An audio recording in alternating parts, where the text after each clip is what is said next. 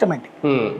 ఇది మనకు ఆత్మీయత పెరుగుతుంది, కార్యకర్తకి ప్రజలకి ఆత్మీయత పెరుగుతుంది.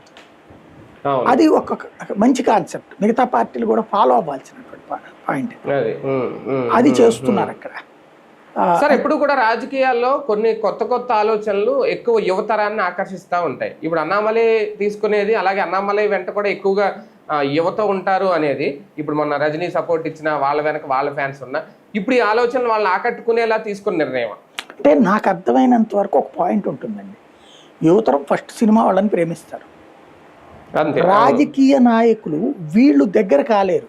ఇప్పుడు స్టాలిన్, ఉదయనిధి స్టాలిన్, పళనిస్వామి, ఈ కుర్రోళ్ల తరహా, ఈ ఆడపిల్లల తరహా ఆలోచన రాదు వీళ్ళకి. ఇలాంటి ఆలోచన ఎక్స్ప్రెస్ చేసే ఎవరైనా ఉంటే అప్పుడు రాజకీయం వైపు చూస్తారు, లేకపోతే అసలు రాజకీయం మనకు సంబంధం లేదన్నట్టుంటారు. గత 3 తరాల నుంచి కూడా రాజకీయం మనకు సంబంధం లేదని ప్రజలు దూరంగా ఉన్నారు.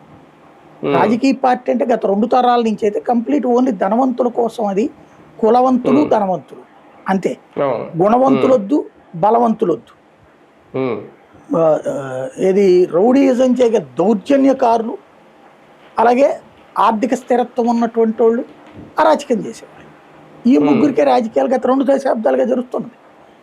ఇప్పుడు ఆ ట్రెండ్తో విసిగిపోయారు జనం. అంటే అంతకు ముందు తరంలో అలాంటి తప్పుడు వాళ్ళు ఉన్నా వాళ్ళు పబ్లిక్ మీద పడేవాళ్ళు కాదు, వాళ్ళ సపరేట్ యాక్టివిటీ వాళ్ళకు ఉండేది, వాళ్ళ పార్టీలోనే కొట్టుకు సాగాలి.